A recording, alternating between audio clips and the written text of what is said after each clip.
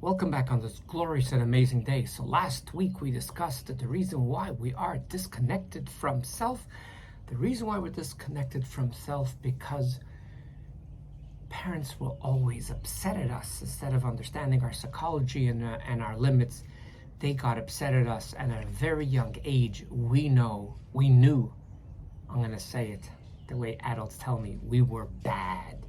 We were bad. What's the third reason why we are disconnected? This doesn't apply to everyone. This one does not apply to everyone. I don't know if it's 40% or 80%. I'll be surprised if it's more than 80, and I'll be surprised if it is less than 40.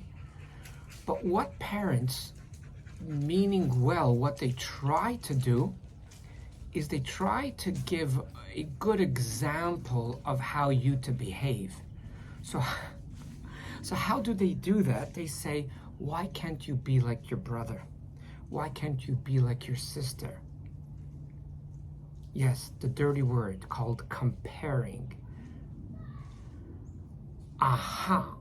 So my brother or sister, they don't take it with the psychology, with the understanding that, hey, they are good role models.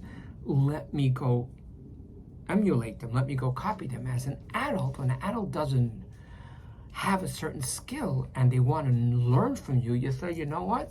This person did this line of work already for 40 years. Me personally, that's the person I go to. This guy or this gal has so much experience. So there's no threat there. They're just giving you information. This person knows a lot. They were there for many years and decades, and therefore they're good people to learn from.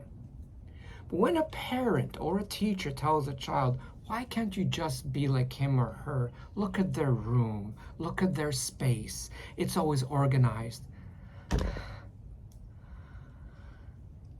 You both come home from school and look at your brother and sister. Never have to tell them to go do homework. It's like, I watch it. They take out their stuff. They do homework. Why can't you be like them?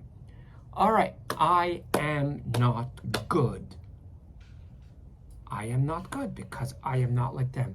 So comparing creates a big problem. Now, everyone has their own nature. Some children are very, very focused and they want to do their homework, which is weird. Which child wants to do homework? The average healthy child wants to have fun. Homework will be done later, and later never happens. But comparing is a very big issue. That is, I believe, that is the third reason.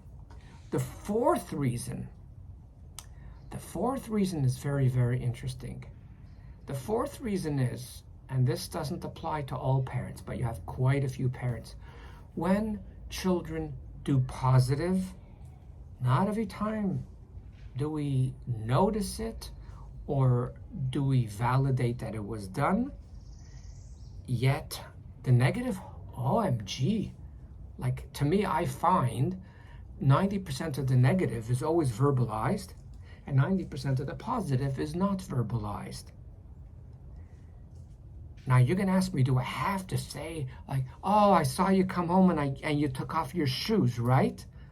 And do I have to tell them, oh, I noticed you brush your teeth. Oh, I noticed you listened the first time. Do I have to say that every time someone does something good? Like, isn't that we're meant to do things right?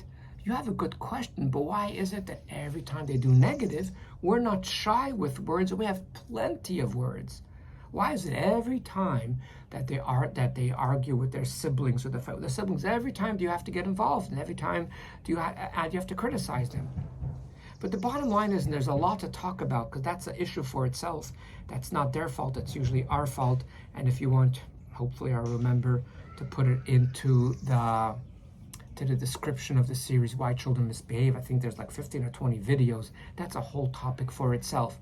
But somehow, if you notice the words, your communication to your children, you're going to notice the criticism is always more than the positive.